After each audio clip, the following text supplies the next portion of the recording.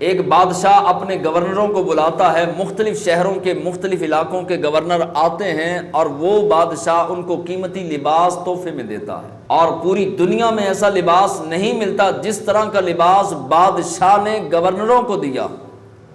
گورنروں نے وہ لباس لیا، وہ اپنے اپنے علاقوں کی طرف چل پڑے۔ ایک گورنر راستے ہی میں تھا کہ اس نے اسی لباس سے، اسی سوٹ سے، اسی کپڑے سے جو ہے وہ اپنا ناک صاف کر لیا، یعنی اس کو چھینک آئی تو اس نے ناک صاف کر لیا۔ کسی خادم نے دیکھ لیا، بادشاہ کے خادم نے دیکھا، دیکھ کر لوٹ کے آیا واپس بادشاہ کو بتانے، کہا حضور ابھی ابھی جو آپ نے قیمتی ترین تحفہ دیا لباس کا، کپڑے کا، وہ فلاں گورنر نے اس کو چھینک آئی، اس نے اپنا ناک صاف کر لیا اسی کپڑے کے ساتھ۔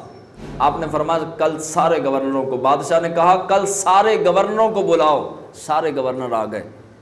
بادشاہ نے کہا کہ بھئی بتا تو نے ایسا کیا؟ اسی گورنر کو پوچھا، اس نے کہا جی بالکل ایسا کیا۔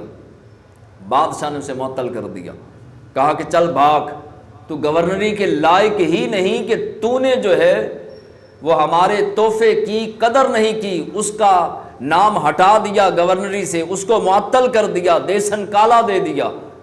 حضرت جنید بغدادی بھی گورنر تھے۔ آپ کھڑے ہوئے، آپ نے فرمایا بادشاہ سلامت، اس کو آپ نے معطل کیا، میں استعفیٰ دیتا ہوں۔ بادشاہ کہنے لگا جناب میں نے آپ کو تو معطل نہیں کیا، لیکن استعفیٰ کیوں؟ فرمایا کہ جس نے آپ کے تحفے کی قدر نہیں کی، آپ نے اس سے گورنری چھین لی ہے۔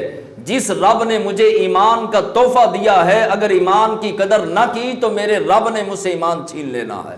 کافر ہو کے مرا تو کیا مرا، لہٰذا میں ایمان کی سلامتی کے لیے فکر آخرت کرنا چاہتا ہوں، رب کو منانا چاہتا ہوں، یہ گورنری سے ہٹ کے اللہ کی عبادت کرنا چاہتا ہوں، رب کو راضی کرنا چاہتا ہوں۔ آپ گئے، استادوں سے ملے، اپنے پیر و مرشد کے پاس جا کے بیعت کی، مرید ہوئے کسی پیر صاحب کے، اور تزکیہ نفس کیا، تربیت حاصل کی۔ کچھ عرصے کے بعد پیر صاحب نے بٹھایا۔ یاد رکھیں استاد بھی اپنے شاگرد کو آزماتے بھی ہیں، دیکھتے بھی ہیں کہ یہ کہاں کھڑا ہے، اور پیر اگر پیر ہو واقعی قرآن و سنت کا جاننے والا ہو تو وہ بھی اپنے مرید کو دیکھتا ہے۔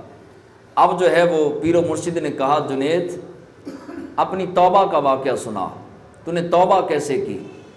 کہا حضور اس طرح کر کے بادشاہ نے جو ہے وہ چادریں بانٹی، لباس بانٹا، ایک گورنر نے ناک صاف کیا، پھر جو ہے وہ بادشاہ نے سب کو بلایا، بلا کے اس کو معطل کر دیا۔ میں نے کہا تو نے معطل کر دیا، تیرے تحفے کی قدر نہیں ہوئی، تو میں بھی اللہ تبارک و تعالیٰ کی بارگاہ میں رد نہ کر دیا جاؤں، اس لیے میں رب کے دیے ہوئے تحفے کی قدر کرنا چاہتا ہوں، لہٰذا اپنی گورنری اپنے پاس رکھ۔ پیر صاحب جلال میں آئے، فرمایا ابھی تک تیری تربیت نہیں ہوئی۔ آپ جلال میں آئے، کہا فرمایا کہ ابھی تک مرید سے فرمایا تیری تربیت کامل نہیں ہوئی، تیرا تزکیہ نفس نہیں ہوا، تو نے جو ہے وہ یہ سارا کا سارا کمال اپنا سمجھ لیا، اور نہ گورنر تو اور بھی تھے مگر تیرے ذہن میں یہ بات کیوں آئی؟ دو تین بندوں کو میری بات سمجھ آئی، کیا خیال ہے جی؟